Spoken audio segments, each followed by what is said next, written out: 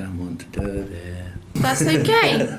It's not there, is it? So we're just going to have a chat. It's just a chat with your good friend me. You're going to tell me some stories about life at the council, and I'm going to edit the acceptable ones into a podcast. There will be no acceptable ones.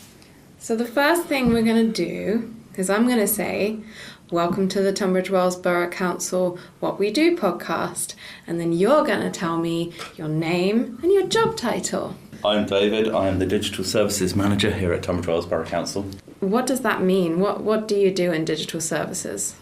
So my team is split a little bit, and we look after public-facing online services, so our website, our online forms. We also look after the GIS mapping within my team, and we also have responsibility for street naming and numbering. So quite a diverse range of subjects. Yeah. How long have you worked for Tunbridge Wells Borough Council? So in June this year, I will have worked for Tunbridge Wells Borough Council for 20 years. 20 years. And how did that happen? What happened to you?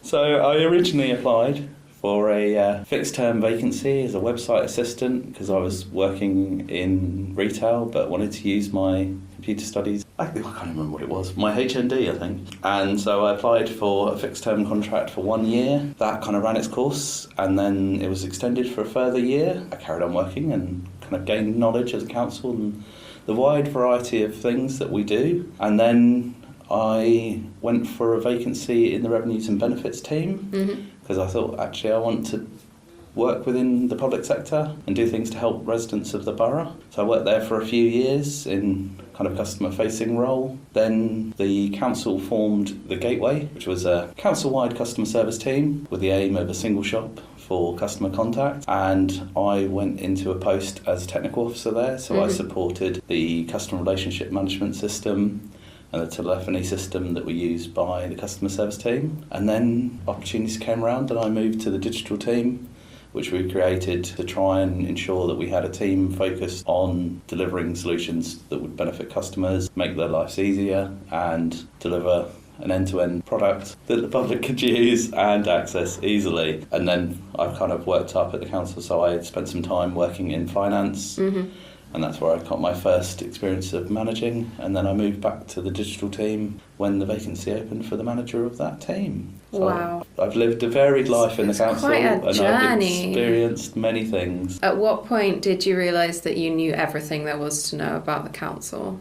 I don't think I know everything. I don't think anyone does, because there's so much the council does. It's hard to know it all, but I have to say the place that you learn the most about what the council does is in customer services. So things like switchboard, where you're answering calls from the public, calls from businesses. You get a wide variety of inquiries, and obviously some things that we deliver as an organisation, but also services delivered by partner organisations, whether that's Kent County Council, whether that's Town and Country Housing.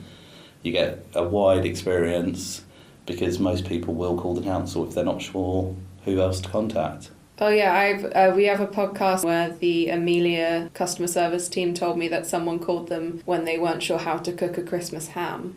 Yeah, that seems perfectly reasonable. Yeah. You know, we offer a wide variety of services and our staff are highly trained and can cover all areas.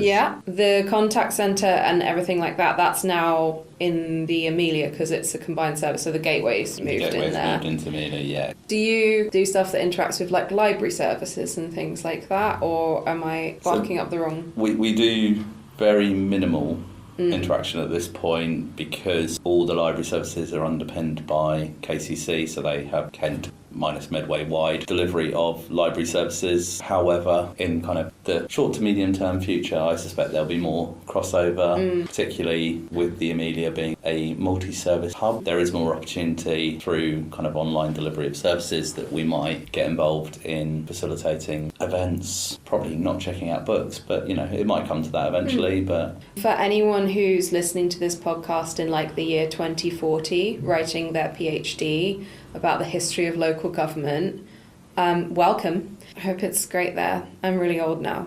We are recording at a time when local government reorganisation and devolution is happening very slowly. Digitising services Do you think that will make that easier or more complex? I think initially it will be more complex because bringing together different organisation, different ways of working, and probably more importantly different technology is going to be quite difficult. There's going to be a lot of challenges there, but it's also a great time for innovation and improvement and collective knowledge sharing. And although it may take a few years to get there, the end results will be improved services for the residents and more efficient services delivered by a bigger authority, because there will be that combined knowledge and expertise, and you'll be able to have people who can specialise. So within my team, we've got a degree of specialisation, but because we're such a small team of 5 people, everyone kind of does a bit of everything, and there's a lot of covering, which is really good because it means you don't have single points of failure, but it also means that you don't necessarily get the opportunity to develop your knowledge as much as you would in, say, a private sector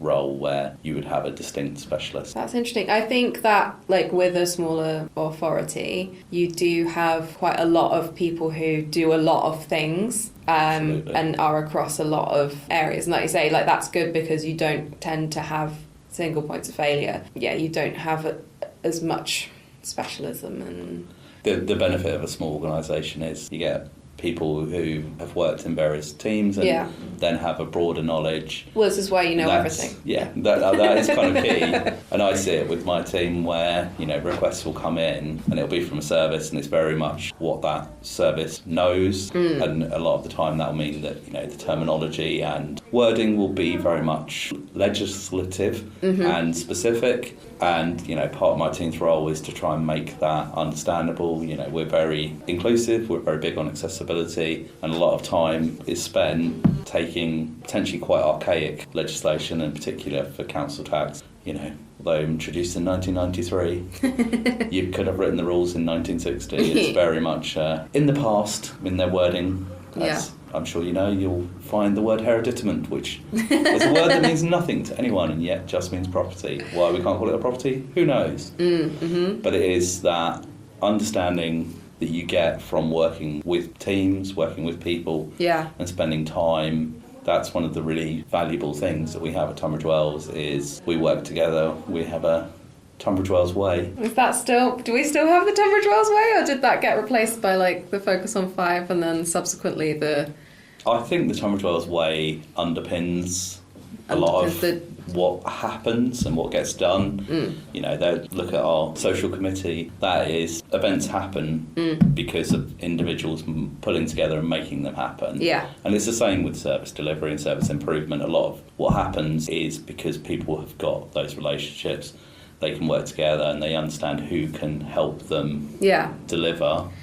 Do you think that has changed at all with, we call it modern ways of working, don't we? And we do, indeed. But with this shift from everyone being in the office to predominantly working from home in some teams, and do you think that changes that, or do you think that we have successfully sort of moved online? I don't know if I'll publish this might be controversial. I think the shift to modern ways of working has made it harder to build those relationships, but it's difficult to pinpoint it to that because we've also had a lot of new starters over the last 5 years. It's been a period of a lot of change.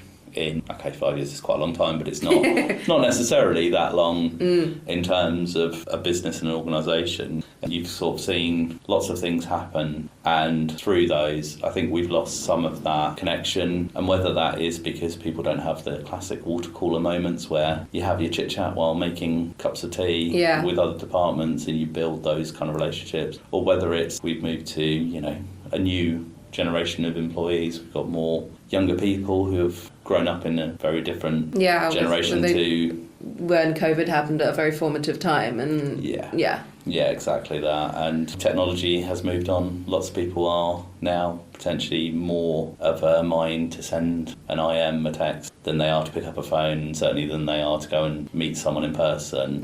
And I'd say the in-person meeting is where you generally get more outcomes, in my experience. People tend to be a lot more focused, and you get the natural body language, and you can see where someone's kind of got that glimmer of interest, and they can see something, and you can work together.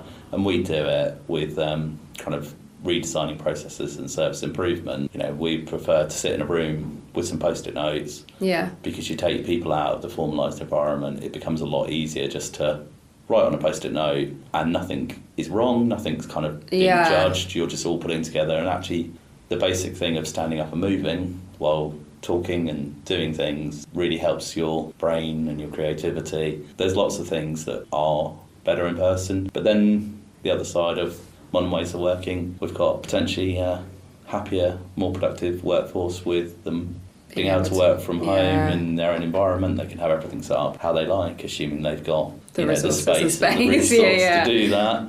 Yeah, it's a tricky balance, I think. It is interesting because everyone's different, but I think what's really interesting is that you're talking about your team and how developing digital stuff is done best in person. And I think that's something to remember when you're doing anything digital, is to include the person, because you can design software that works, you can design a system that works, but that only works if you're a software engineer and you know what you're doing. Yeah, absolutely. And especially with what you guys are doing, which is like public facing for everyone, with this full range of technical ability.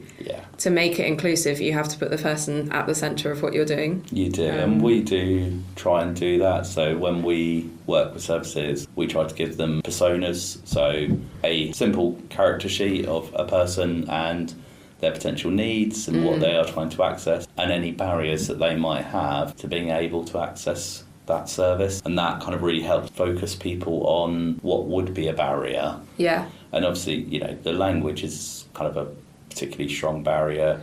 We live in a multicultural society.